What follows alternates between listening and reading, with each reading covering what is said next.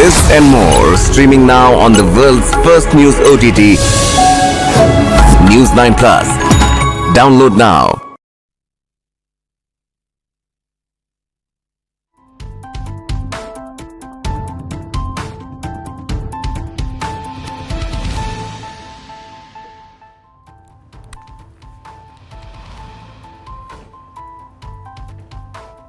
Hello and a very good morning to all News 9 viewers. I'm Neha Bhan. Let's take a look at some of the top stories that are making news this hour. We begin with severe cyclonic storm Michaung, which made landfall crossing South Andhra Pradesh coast on Tuesday. Now the storm's maximum fury was felt on Monday in Chennai and adjoining areas in Tamil Nadu. Southern districts of Odisha and eastern Telangana continue to be on alert. At least 12 people lost their lives in various rain-related incidents in and around Chennai, even as personnel on fishing boats and farm tractors were engaged in rescuing stranded people in the city.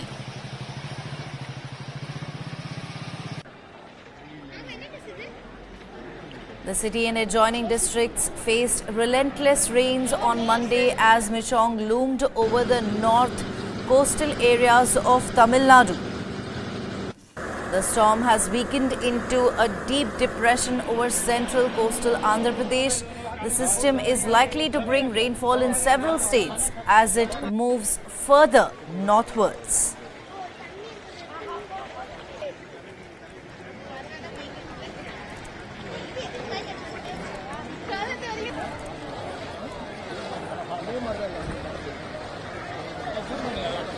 The weather forecasting agency suggests isolated heavy rainfall is likely over north coastal Andhra Pradesh on the 6th of December. Now, heavy rainfall is also likely in Telangana and isolated heavy rainfall over South Chhattisgarh, South Coastal and adjoining South Interior Odisha. Right on your screens are visuals coming in from Chennai. Absolutely horrible state of affairs in the city. Right there, several people have been stranded. The authorities are trying their best to reach out to people who have been stranded to safely evacuate them. Streets have been completely flooded.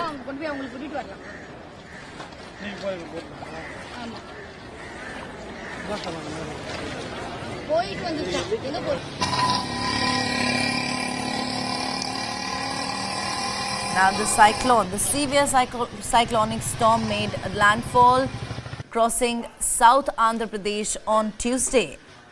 A special focus is also being laid on safeguarding the crops in the city.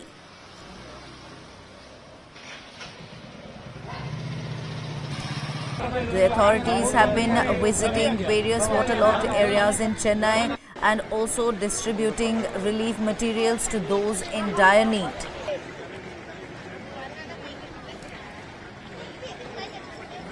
Streets completely waterlogged, people trying to make their way to safety. In fact, water has also entered several households.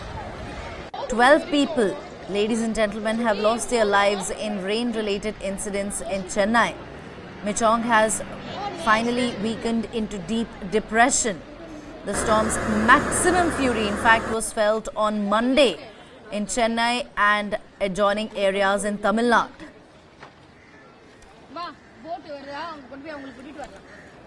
It flooded many parts of Tamil Nadu, in fact many parts of Chennai as well as Andhra Pradesh as well, and due to heavy rainfall, there you can see residential areas completely filled with flood water, causing hardships to the people.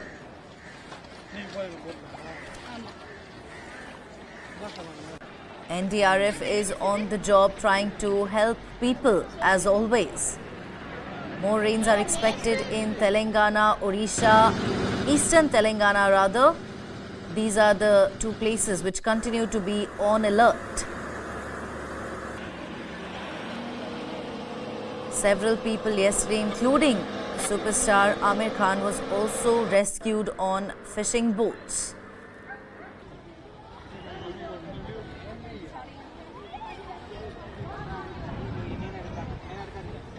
this isn't the first time. In fact, Chennai has witnessed the flood fury.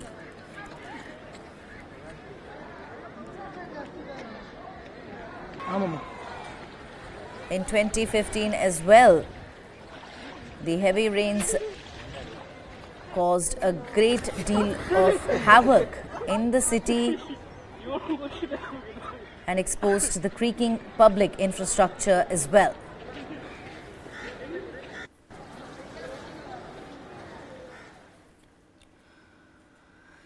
Moving on now, Congress was in for an embarrassment after announcing the India meeting on the 6th of December, with several opposition functionaries finding fault with it for suddenly coming into action after remaining silent for 3 months due to elections. Trinamool Congress chief Mamata Banerjee and her Samajwadi Party counterpart Akhilesh made it clear that they cannot attend the Wednesday meeting, which was called without consulting them on their availability. The Congress has done the damage control by announcing that top opposition leaders will converge in Delhi in the 3rd week of December at a date convenient to all, while converting its scheduled meeting on December 6th to that of parliamentary floor leaders. Then now Congress has suddenly woken up from its deep slumber and announced a meeting on the 6th of December, but several opposition functionaries were not quite okay with it, and there were two leaders, Trinamool Congress chief and Samajwadi Party leader Mamata Banerjee and Akhilesh Yadav, who made it clear that they cannot attend the Wednesday meeting. Now, do remember, for 3 months, Congress did not call for any meeting, and in fact, these 3 months were when the Congress was hoping to make a comeback in the 5-state election. But Congress could storm to power in only Telangana, while BJP enjoyed a thumping victory in Chhattisgarh, Rajasthan, Madhya Pradesh. Now it's time for introspection, and the Congress is setting its eye on the 2024 Lok Sabha election, hoping to get support from its India alliance partners. But it appears that all is not well between the alliance partners, as one of the main leaders, in fact, Mamata Banerjee, there saying that she is not available for the meeting, while Akhilesh Yadav also saying that he cannot attend the meeting, which was called without consulting them on their availability.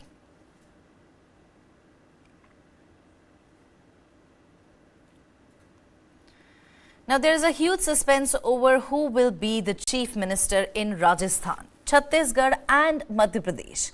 The suspense over chief minister face in Madhya Pradesh is still on, as the top leaders have not spoken on the issue.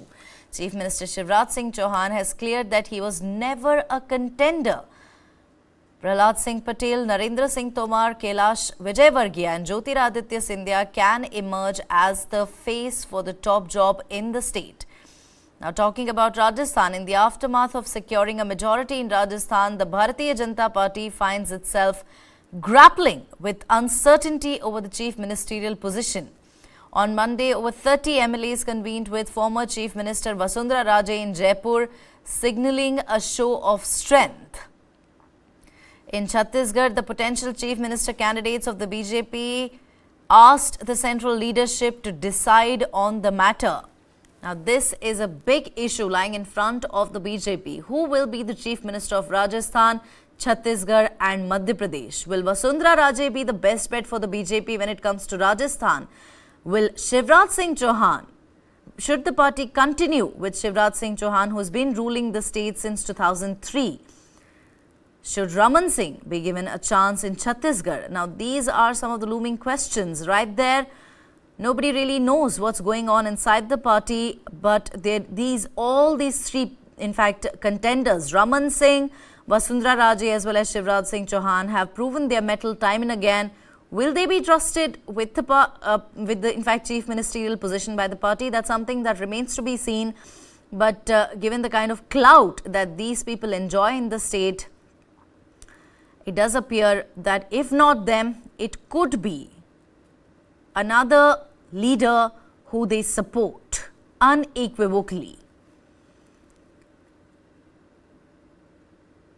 Do remember that Shivraj Singh Chauhan has in fact remained undefeatable in Madhya Pradesh, and this time as well he ensured that BJP comes to power in the state with a thumping majority, leaving absolutely no chance for the Congress. Predicted that it is going to be the BJP that will in fact storm to power in the state. Defying all the exit poll predictions, we had the BJP come back to power in the state. Now the big question remains, who will be the Chief Minister? Another couple of days and everything will be clear.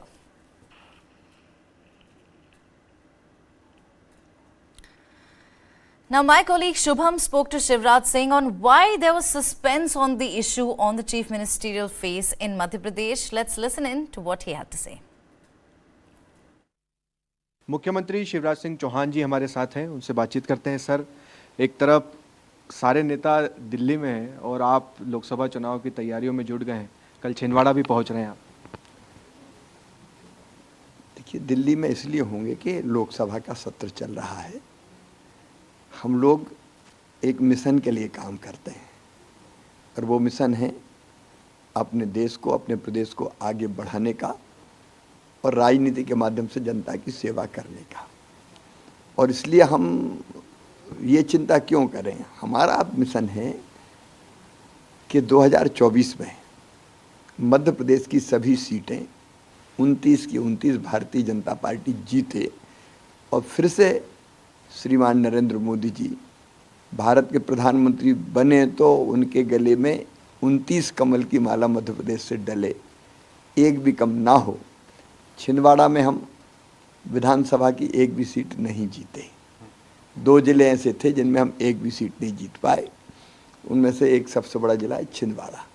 तो मुझे लगा कि छिंदवाड़ा में कार्यकर्ताओं के बीच मुझको जाना चाहिए और उनसे बात करना चाहिए और आगे की लोकसभा की हमको तैयारी प्रारंभ कर देना चाहिए, इसलिए मैं जाऊंगा। सर, 2018 का चुनाव हुआ, जब नतीजे आए आपने कहा कि मैं मध्य प्रदेश छोड़कर कहीं नहीं जाऊंगा, यहीं जीऊंगा, यहीं मरूंगा। आज भी आपने कहा मैं दिल्ली नहीं जाऊंगा। नहीं, मैं तो दिल्ली, जो बाकी आप इस तरह की खबरें चला रहे थे कि सब दिल्ली में हैं, मैं जाऊंगा कि नहीं, तो मैं दिल्ली नहीं जाऊंगा। मैं जा रहा हूं अपने काम पे, जो मिशन है अपना उस पे। आज कांग्रेस ने सर समीक्षा बैठक की है हार की, ईवीएम पर ठिकरा फोड़ा है। तकरीबन 30 विधायकों ने बयान दिया है जिसमें उन्होंने कहा है कि ईवीएम में गड़बड़ी हुई है, पहले से सेटिंग हो गई थी, उसकी वजह से हम हारे। अच्छा, वो मुझे यही बता देंगे फिर छिंदवाड़ा की 7 सीट हम क्यों नहीं जीते। ईवीएम में गड़बड़ी है तो हम छिंदवाड़ा भी जीत जाते ना। तेलंगाना में क्यों बीजेपी नहीं जीती, फिर तेलंगाना भी जीत जाते, कर्नाटक भी जीत जाते। ये तो बौखलाहट का प्रतीक है। हार की खींच उतारना है तो ये तो नहीं कह सकते कि हम में कमियां थी। प्रधानमंत्री जी की वो तारीफ कर नहीं सकते, राज्य सरकार की तारीफ कर नहीं सकते, तो फिर सीधे सीधे ईवीएम को दोष दे दो। लाडली बहना योजना को सर कुछ नेता जो हैं वो ये या कुछ लोग ऐसे कह रहे हैं कि पूरी तरह से क्रेडिट नहीं दे रहे हैं, कह रहे हैं कि ये तो मोदी वेव थी, उसका नतीजा है। आप 52 जिलों में घूमे, 26 लाख महिलाओं से सीधे कनेक्ट हुए, क्या दिखाई दिया आपको? देखिए, मोदी जी का नाम जीत की गारंटी है।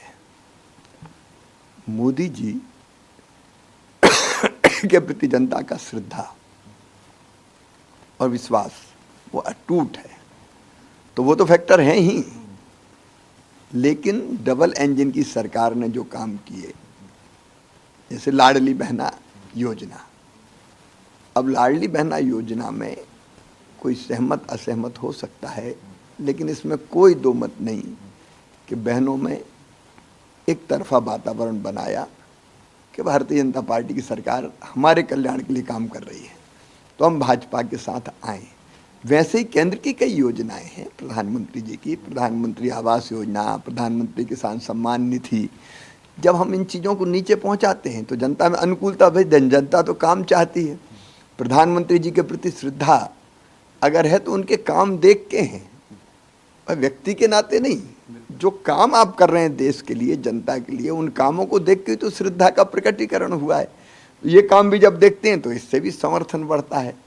और इसलिए इसमें कोई दो मत नहीं कि बहनों ने भारी जन समर्थन दिया है उसमें केवल लाडली बहना नहीं, लाडली लक्ष्मी बहनों को रिजर्वेशन स्थानीय निकाय के चुनाव में, बहनों को रिजर्वेशन शासकीय सर्विसेज में, फिर कन्या विवाह जैसी योजना, संबल जैसी योजना, ऐसी कई योजना हैं जिनका भरपूर लाभ बहनों को मिला है और बहनों का ये विश्वास बना कि भारतीय जनता पार्टी है जो हमारी सशक्तिकरण का काम कर रही है। आपने कहा सर चुनाव के बाद ये सब राशि बढ़ने वाली है, 1500 फिर 1750 2000। बहनें अब इंतज़ार में तो है आपको सुनने के लिए कि चलिए राशि बढ़ेगी। जो कहा है वो पूरा होगा, क्योंकि एक एक गारंटी जो दी है वो सोच के दी है। अब 10 तारीख को फिर खाते में बहनों के पैसा आएगा और धीरे धीरे ये, जैसे मैंने बताया कि एक साथ नहीं, मैंने स्टेप वाइज बताया था, 250-250 रुपया करके वो बढ़ेगा। इंडिया गठबंधन के लोग कमलनाथ जी से नाराज़ हैं। अखिलेश यादव का आपने बयान देखा ही होगा, कह रहे हैं कि मध्य प्रदेश में सपा से गठबंधन कर लेते, अखिलेश वकीलेश नहीं कहते तो शायद कुछ नतीजा बदल जाता है। इंडी गठबंधन का मुहूर्त ही खराब हो गया। उन्होंने कहा पहली रैली मध्य प्रदेश में करेंगे, कमलनाथ जी ने कहा यहाँ कोई रैली नहीं होगी। उनने सनातन पर टिप्पणी कर दी। तो मुझे लगता है कि ये इंडी गठबंधन बुरी तरह फेल होने वाला, और आश्चर्य मत कीजिए कि चुनाव तक ये टुकड़े टुकड़े खुद ही हो जाए। जो सर सनातन पर टिप्पणी हुई थी, आप भी काफ़ी आहत हुए थे उससे, आपने सभाओं में भी जिक्र किया था। इसका सबसे बड़ा नुकसान कांग्रेस को हुआ है और सोचने की चीज़ है ये कांग्रेस के लिए, 2024 के लिए भी। देखिए, सनातन को हम राजनीति का मुद्दा मानते ही नहीं हैं। विकास के लिए, जन कल्याण के लिए हम लोग काम करते हैं, लेकिन आप देश की सनातन संस्कृति, परंपरा और जीवन मूल्यों का अपमान करोगे तो जनता आहत भी होगी और जनता बदला भी लेगी। राम मंदिर की तारीख सर करीब आ गई है, आज हमने देखा सीएम आवास में भी। हम सब गर्व से भरे हुए हैं। वो सौभाग्यशाली दिन आने वाला है जिस दिन रामलला अयोध्या में दिव्य और भव्य राम मंदिर में विराजेंगे। सब बेसब्री से इंतजार कर रहे हैं। आज सर राजस्थान से एक घटना, दुखद घटना आई है, आपने शोक भी जताया है। जो करणी सेना के अध्यक्ष थे उनकी गोली मारकर हत्या हुई। मैं घटना की घोर निंदा करता हूँ और भगवान दिवंगत आत्मा को शांति दे, ये प्रार्थना कर रहा हूँ। अपराधियों को सजा मिलेगी। एक आखिरी सवाल सर, इतना प्रचंड बहुमत है, मुख्यमंत्री के नाम के ऐलान में इतनी देरी क्यों हो रही है? मैंने तो आज ही कह दिया कि हम लोग ऐसे कार्यकर्ता हैं मेरे जैसे जो किसी पद के लिए काम नहीं करते। मुख्यमंत्री के दावेदार पहले भी कभी नहीं रहे और आज भी नहीं है। पार्टी जो जवाबदारी तय कर देती वो कोई सी भी हो उसको पूरा करते हैं। उचित समय पर पार्टी फैसला कर लेगी। Now, Congress General Secretary KC Venugopal announced 54-year-old Revanth Reddy's name as the Telangana Chief Minister in Delhi after a series of parleys held by the party's central leadership amidst competing claims for the top post. Telangana Congress President Anumula Revanth Reddy, who stirred the party to victory in the just concluded assembly elections, has been named the new Chief Minister of India's youngest state. He would be sworn in as the second Chief Minister of Telangana, which was carved out from Andhra Pradesh in the year 2004 on December 7 in Hyderabad. Revanth Reddy is going to be the Chief Minister of Telangana. He led the party to a massive victory in the state. And now KC Venugopal, party's General Secretary, has announced that the 50-year-old will be sworn in as the Chief Minister of Telangana, as he truly deserves the position, given the kind of hard work that he put in to ensure that the Congress party comes to power in Telangana.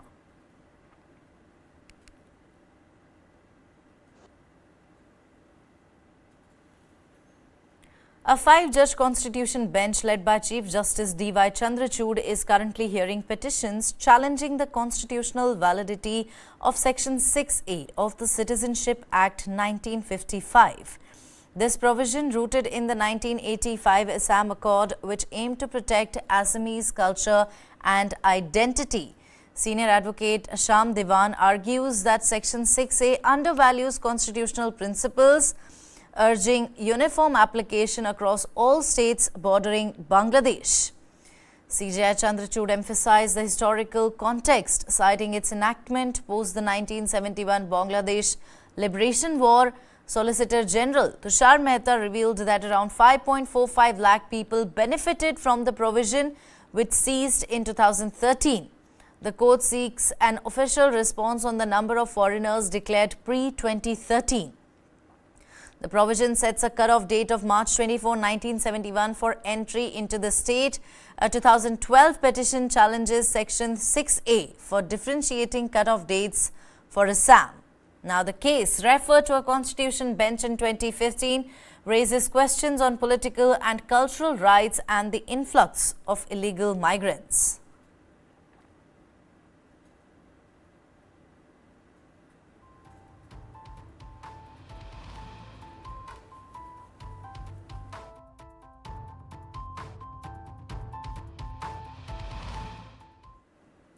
The proceedings in both houses of parliament will resume today at 11 a.m. on the third day of the ongoing winter session. Lok Sabha and Rajya Sabha are likely to be rocked by the remarks of DMK MP DNV Senthil Kumar, who on Tuesday sparked controversy by describing the Hindi heartland with a derogatory term. Participating in a discussion on the J&K Reorganization Amendment Bill in the House, Kumar said that BJP can win elections only in the Hindi heartland states and not in South India. His description of the Hindi heartland in a derogatory manner was expunged by the Lok Sabha Speaker, but the remarks triggered a row with several members across party lines condemning the DMK leader.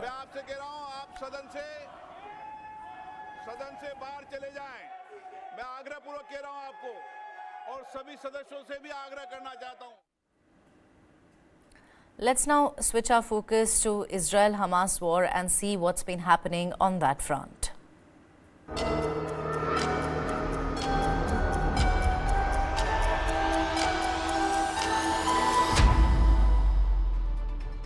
The following content may contain visuals that are disturbing, graphic, or sensitive in nature. Viewer discretion is advised. This material is intended for mature audiences and may not be suitable for all viewers. Please exercise caution while watching, and if you find such content distressing, we recommend discontinuing viewing. This disclaimer is provided to ensure awareness and to prioritize viewer well-being. The war between Israel and Hamas has entered its 60th day. Let's get you the latest update from the war front. Fighting intensifies in central and southern Gaza. Israel will turn Gaza into demilitarized zone after war. That is what Israeli Prime Minister Benjamin Netanyahu has said. He's also said Israel's military will maintain indefinite presence in Gaza post-war. No further negotiations on hostage releases until Israel halts offensive on Gaza. That is what Hamas has said.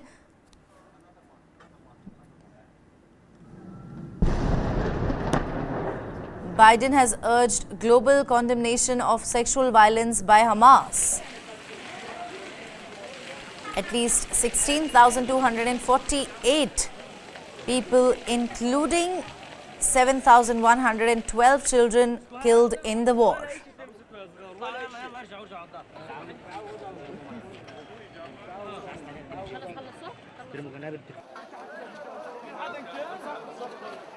Hunger crisis intensifying in Gaza. That is what World Food Programme has stated. I.N.D.I.A has issued apologies over death of Lebanese soldier in cross-border firing.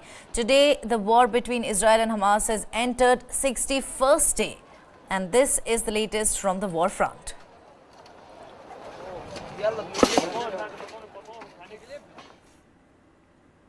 Now, displaced and distraught Gazans in Khan Yunis were seen leaving the southern city on Tuesday, heading south to Rafah to seek shelter from Israeli attacks.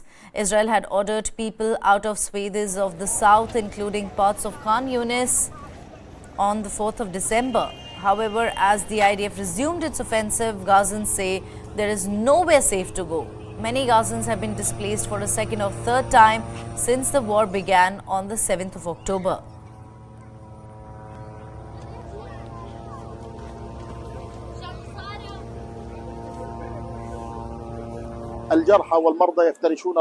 We are getting ready to leave Khan Yunis heading to Rafah. We have been here for about 50 days. At the end of the day, civilian residents seek safety, and you have children and old people. There is no safe place. Even official authorities or official sites in the war have said there is no safe place in the Gaza Strip. But at the end, we head to wherever we think there might be a bit of safety. Now, do remember, it was Israel that had ordered people out of swathes of the south, including parts of Khan Yunis, on the 4th of December. Meanwhile, a World Health Organization official in Gaza has said on Tuesday that the situation was deteriorating by the hour as Israeli bombing had intensified in the south of the Palestinian enclave. Now, the Gazan Health Ministry has claimed that at least 43 people have been killed in Khan Yunis since the 5th of December following Israeli strikes. Due to this, hospitals are on the brink of collapse. Gazan Health Ministry spokesman Ashraf Al-Qudra further claimed dozens more are still under the rubble or lying in the streets. He was quoted by Reuters as saying wounded and patients are on the floor. There is no life-saving health service in the hospitals of southern Gaza Strip. Hence, hospitals in southern Gaza Strip are totally collapsed. They cannot deal with the quantity and quality of injuries that arrive to the hospitals. We're talking about 43 martyrs arrived at Nasir Hospital. These martyrs are the ones that people and ambulances were able to uncover from different places, quote unquote. Now, doctors have to treat severely injured patients, many of whom were children. A World Health Organization official in Gaza said the situation was deteriorating by the hour as Israeli bombing had intensified in the south.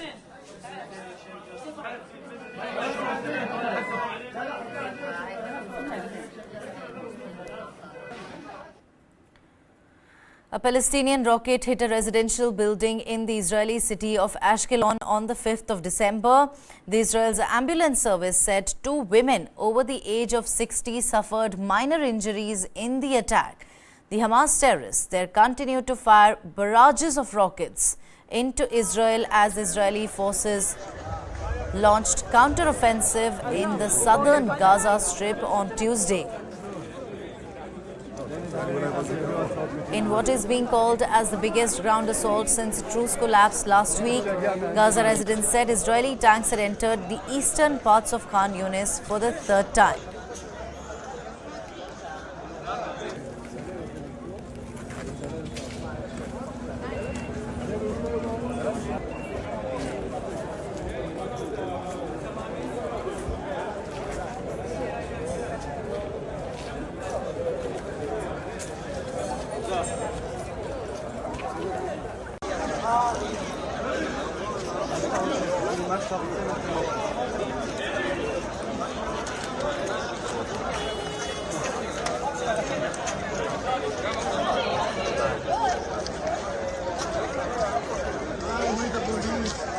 Rocket had hit a residential building in the Israeli city of Ashkelon on the 5th of December.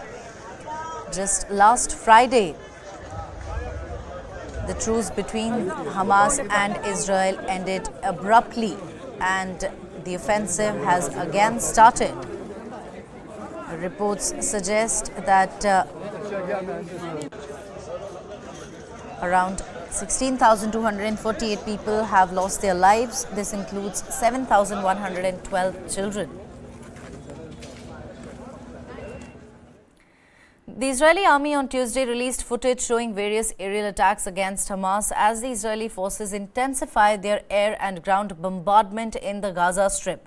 The aerial footage showed airstrikes of what the Israeli army claimed was Hamas infrastructure, including a tunnel shaft and command centers. Israeli troops were also seen on the ground in Gaza as well as strikes from Israeli Navy.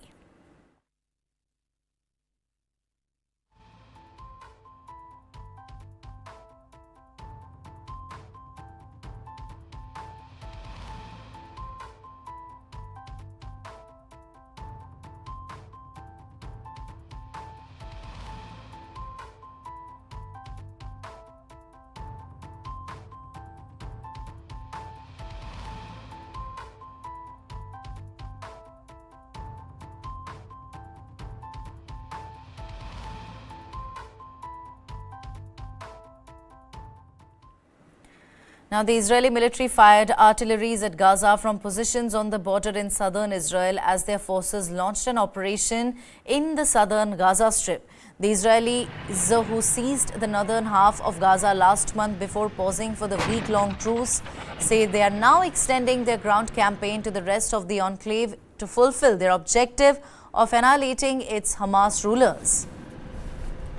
In what appeared to be the biggest ground assault since a truce collapsed last week, residents said Israeli tanks had entered the eastern parts of Khan Yunis for the first time, crossing from the Israeli border fence and advancing west. Israel expects difficult fighting in the new phase of its war in Gaza, but is open to constructive feedback on reducing harm to civilians as long as the advice is consistent with its aim of destroying Hamas, a government spokesperson stated on Tuesday.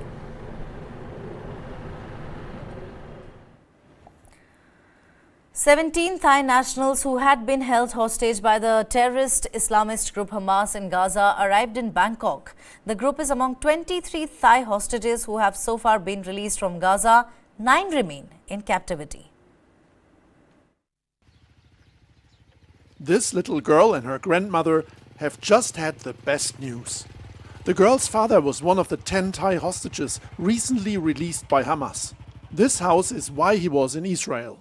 He paid for it with money he earned there. The house was almost finished. Everything was paid for. And my husband was installing the bathroom when we got the news our son had been abducted. So we stopped everything until now. Witawa Gonlawung returned just a few days after the attack. He's home and he's safe, but can't sleep without pills. He was working in a poultry farm near Gaza on October 7th. A Hamas terrorist attacked him.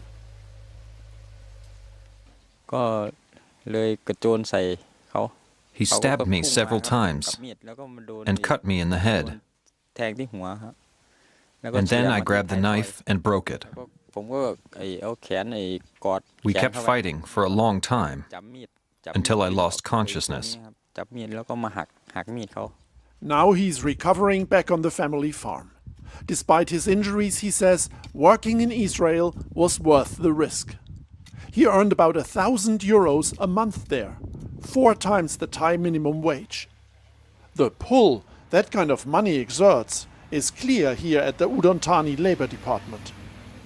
Many of these people are applying to work abroad. Numbers are down a little, but are expected to pick up soon. Around 3,000 locals are still working in Israel. The salary they get abroad is so high. Even if people have higher education, many will still choose to work abroad and work on farms. This woman's eldest son was one of those working on an Israeli farm. He was killed in the Hamas attack. His younger brothers are also working abroad in Taiwan, sending money back to the family. I don't want to send any of my children abroad, but we have no choice. We're a poor farming family here, and if they want to go, I won't stop them. Despite his experience in Israel, Witawa Gonlawung is thinking about going abroad again for work. He started building a house, but has no more money and no job here. He'll likely leave again for work, but says next time he'll go somewhere else.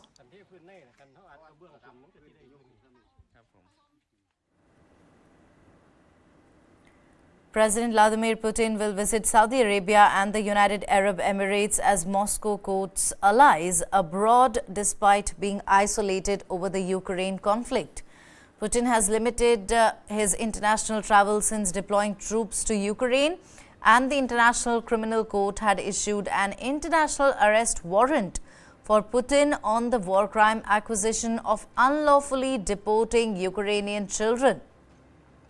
Kremlin spokesman Dmitry Peskov told the reporters that President Putin will go on a working visit to the UAE and Saudi Arabia.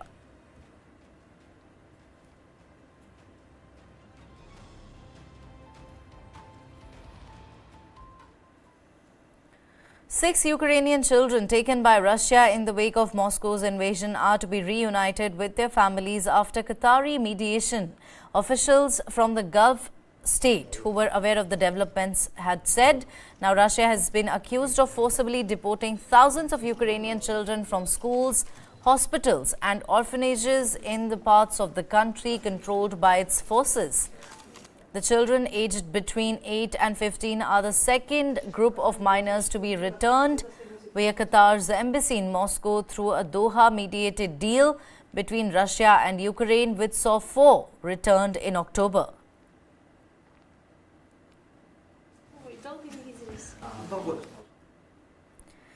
President Joe Biden launched a fundraising blitz showcasing the Democratic Party's star power and anticipated to generate millions of US dollars.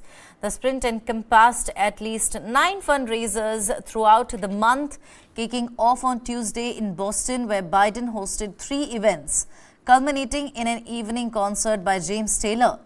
The president was using a trio of fundraisers to caution against what might happen should his predecessor again claim control of the White House, noting that Trump has described himself as his supporters' retribution and has vowed to root out women in the country. President Joe Biden had responded to Donald Trump, cautioning that democracy was more at risk in 2024 and informing donors that the former president and his allies were determined to destroy democratic institutions.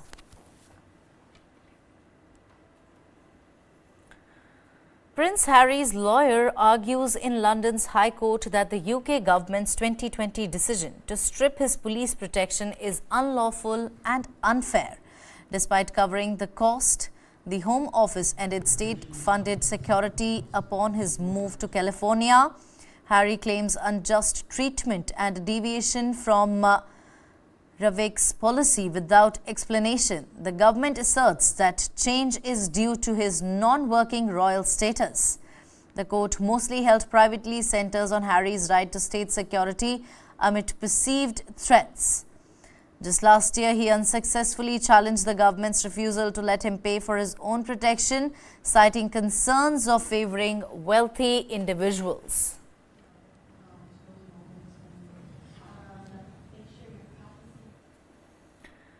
President Biden's pressing efforts to restock Ukraine's resources and provide aid to Israel face imminent collapse in the Senate. Republicans are poised to block the funding on Wednesday unless Democrats concede to incorporating stringent measures aimed at curbing migration along the US-Mexico border. A classified briefing convened by administration officials to garner support spiraled into a partisan confrontation on Tuesday afternoon. Republicans vehemently accused Democrats of disregarding their border control demands, leading to a heated exchange.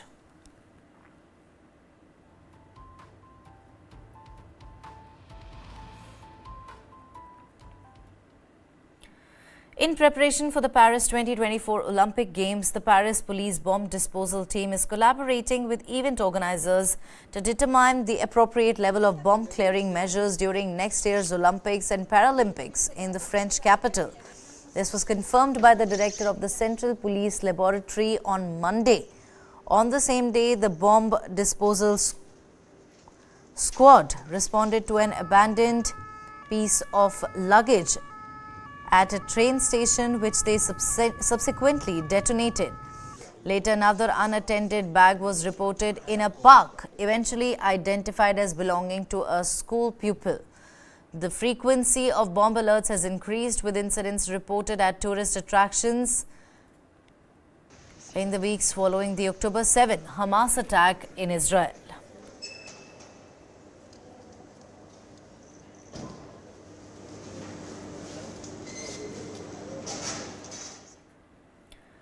China's foreign ministry stated that its visa-free travel policy, which came into effect since the 1st of December, has shown positive results, simplifying travel for visitors from France, Germany, Italy and the Netherlands, Spain and Malaysia.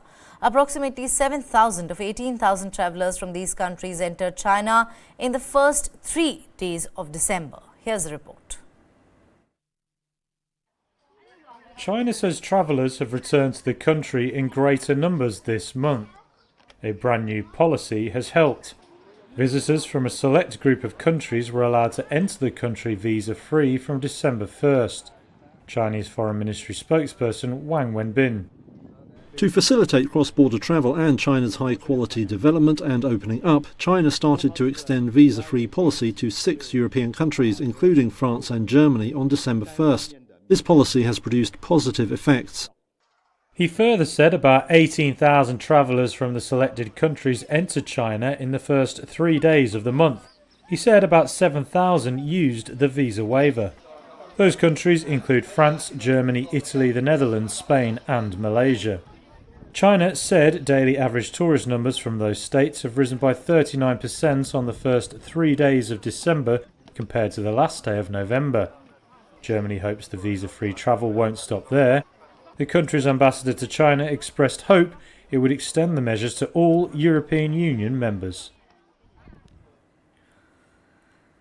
Now, 6 colonial-era artifacts returned to Sri Lanka by the Netherlands were showcased at the Colombo National Museum on Tuesday, following a legal agreement signed in August by the two countries for the South Asian nation to regain ownership of the looted objects.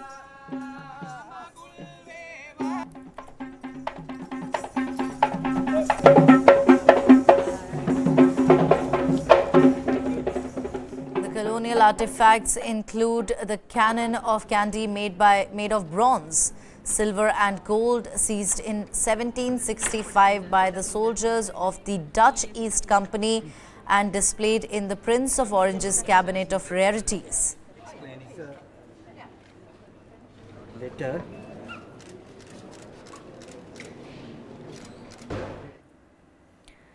Residents on a Japanese island close to Taiwan are worried that they would be unable to cope with an influx of refugees if conflict between Taiwan and China broke out.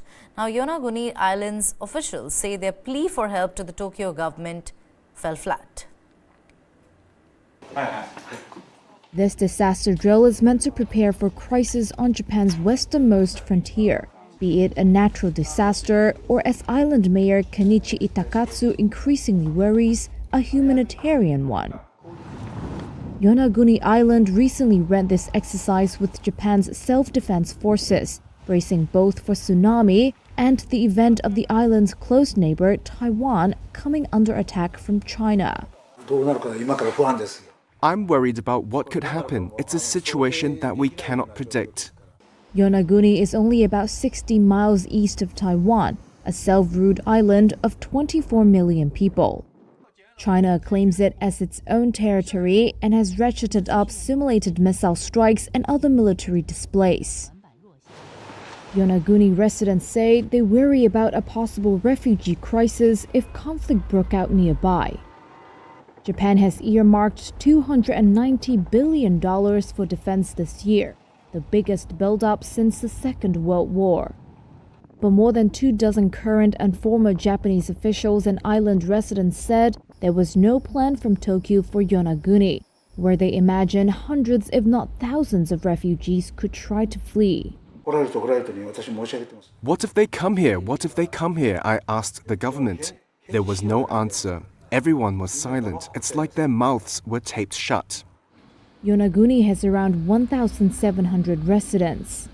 Koji Sugama, the official in charge of preparing the island for disasters, thinks right now there wouldn't be enough emergency supplies if the worst comes to pass. This container is one of 3 on the whole island. Sugama says each one can support around 800 people. These are cookies made from rice. Then there's curry pilaf, tomato risotto, corn pilaf, mixed rice. This will do for 1, maybe 2 days. Yonaguni relies on bi-weekly ferry and a handful of daily flights from nearby islands for supplies, but these can often be cancelled due to bad weather.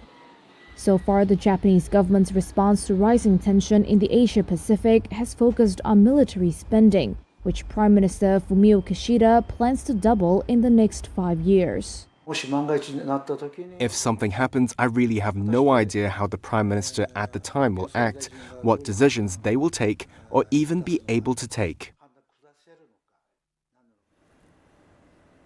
Now, General Motors' cruise robo-taxi unit could face fines and sanctions over its failure to disclose details of an October 2 accident in which a robo-taxi dragged a pedestrian 20 feet after being struck by another vehicle, a California agency said. General Motors could face a big fine over an accident involving one of its cruise robo-taxis. The October incident in California saw a pedestrian dragged for 20 feet by one of the vehicles. Now the state's Public Utilities Commission says Cruise could face fines of $1.5 million. There may be additional sanctions over the firm's initial failure to disclose all details of the accident. Last month, the agency said that Cruise took 2 weeks to supply the full video of the event. Separately, GM Chief Executive Mary Barra said Monday that the company's review of the incident would last into the first quarter of next year. She said she was focused on righting the ship at the unit. But analysts say the prospect of fines and other penalties could delay efforts to rebuild trust and restart operations. Cruise suspended all driverless car trips in the US following the accident. The unit's chief executive and chief product officer both stepped down. GM says it has hired a law firm to examine management's handling of the accident and their response to regulators. One investor told Reuters that it would take many months to rebuild trust and resolve the issue. Now, Forest City was an ambitious residential project in Malaysia, but it has failed to draw residents. Buyers are shying away from the development because Chinese developer Country Garden is behind it. Take a look. Is this a green futuristic metropolis or a ghost town literally built on sand? Forest City is located in Johor, a state in southern Malaysia, but so far it's a city without people. The huge $100 billion residential project was built entirely on an artificial island, just a stone's throw away from the expensive real estate market of neighboring Singapore. It aims to house 700,000 people by 2035. There are 3 clusters in here. Totally there are 4 clusters. Okay, 3 clusters in here, and there are main cluster in the other side. Okay. This Malaysian pensioner, who wants to be referred to as Mr. Lim, is one of its few residents. He bought 2 units from Chinese investors after the public learned that the private Chinese developer behind Forest City, Country Garden, had run into financial difficulties. Many first-time buyers wanted to sell. So far, the majority of the 28,000 apartments that have been completed in Forest City have been sold, but hardly any of the owners have moved in. Mr. Lim is confident that this will change with the expansion of the city. It's 60% owned by the Country Garden, 40% actually, that they're owned by the Johor. That the local government, correct, including the Sultan. It's not totally owned by Country Garden. So in that sense, that they feel that this one is still quite have potential. So that's why they still keep well maintained. But the keyword is well maintained. Wherever you go in Forest City, you will come across dozens of gardeners. But most apartments are empty and seem to be nothing more than an investment for buyers. To lure more residents to the island, an entire area has been declared a duty-free zone. But experts say this is not enough. Forest City needs to attract people who want to live there. Because when there's no people moving, there's no demand for facility, amenity, no commercial unit or no shopping mall, no retail will move into this city, then this city is incomplete without people. A look at night reveals the problem. To stimulate more economic activity, the Malaysian government announced a plan to create a special financial zone in Forest City. This tower is reserved exclusively for companies, generating jobs that the local population can theoretically profit from. Well, of course, it's good for Malaysia because it attracts investment from other countries like Singapore, China, and other Asian countries. It would be a shame if the place has to close down. I come here with the children, and it's nice to play here. The real threat to the inhabitants of Forest City is not in the sea. Country Garden is currently among the world's most indebted developers. So far, only 15% of their dream has been realized. Much more investment is needed to keep it alive.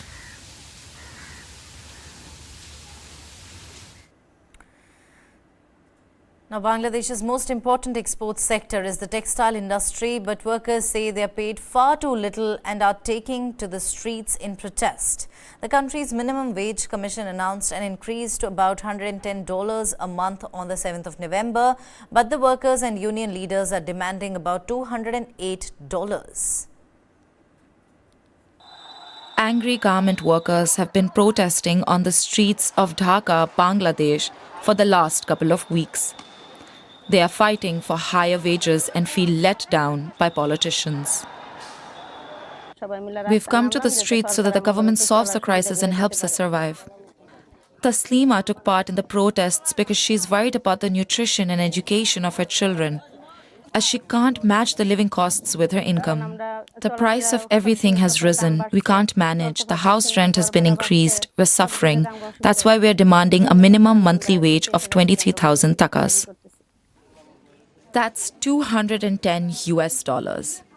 More than 4 million people, mostly women, work in Bangladesh's ready-made garment industry, the country's main export sector. The minimum monthly wage garment workers earn is the lowest in the world. Because of inflation and skyrocketing costs of everyday goods, workers are struggling to make ends meet. Their wages barely cover living expenses for half a month. Bangladesh's garment factories generate nearly 85% of the country's exports, amounting to $55 billion annually. But factory owners say they can't do more. COVID-19, the war in Ukraine and now in Gaza, these three factors have pushed the whole world into a recession. We see sales are down, so orders here are low too. So we formed a wage board and fixed the minimum monthly wage at about $115. A salary increase of 56% is no joke. In this conflict, the workers don't receive any support from the government. Taslima does not understand why the state is taking action against workers like herself. She believes her demands are justified. We're only demanding better wages. We're not committing any crimes. We're not thieving or robbing. So why do they torture us? Unrest in the garment industry means unrest in the country's overall economy. It's unclear how the conflict will end, especially for the workers. As the Russia-Ukraine war continues, there is a growing movement in Russia wherein women are demanding the return of their husbands, sons and brothers who were mobilized following President Vladimir Putin's decree in September last year. Take a look. Maria Andreeva's husband has been fighting in Ukraine for more than a year, but she's waging her own battle in Moscow to get him home. And she's not alone. An increasing number of Russian women are demanding the return of their husbands, sons and brothers from the front line. They were mobilized following a decree by President Vladimir Putin in September last year. Hundreds of thousands of young men rushed to leave Russia. Millions did not, and some of them were called up to fight. We want our men to be demobilized, to bring them back home to us, because we believe that in a year they have done all they could for the front, and even more that was required of them. They are civilians. First of all, they're losing their skills. They're losing their health, both physical and psychological. Since Andreeva's husband was mobilized, he's only been back for 2 short breaks to see his wife and young daughter. Andreeva says this is insufficient for a soldier fighting in a conflict. Just so my daughter understands that you can play with that dad is nearby, that dad rocks her in the evening. You see, her dad is very involved and has been so right from the beginning. And it's very hard for her without her dad. And then boom, here we go again. As part of their demonstrations, they're aiming right at the top. We are trying to get through the direct line with the president. Then we will think further. Solitary protests. Something like putting stickers on cars so that they don't forget about us. We will put prints on clothing. Do everything possible to attract attention to the problem. We will also try to interact with the media. Many girls already want to, are ready, are trying. Tackling the movement is a delicate matter for the Kremlin. Moscow sent tens of thousands of troops to Ukraine in February 2022. In previous wars, it has tolerated higher death tolls than would be politically palatable in Western countries. But the growing movement of Russian women emphasises the complexity and inequality of keeping so many men at war for so long, especially while many more of fighting age remain at home. Women in Ukraine have also demanded their men be allowed back from the front. I.N.D.I.A says Russia's defence ministry has barely engaged with the women. The ministry did not respond to a Reuters request for comment. I.N.D.I.A told Reuters the second her husband is snoring next to her in bed, she will end her protests. Reuters did not seek or receive any military or other potentially sensitive information from I.N.D.I.A. On that note, it's a wrap on this edition of the Bulletin. Thank you very much for watching. Have a great day ahead. This is me, Neha, signing off.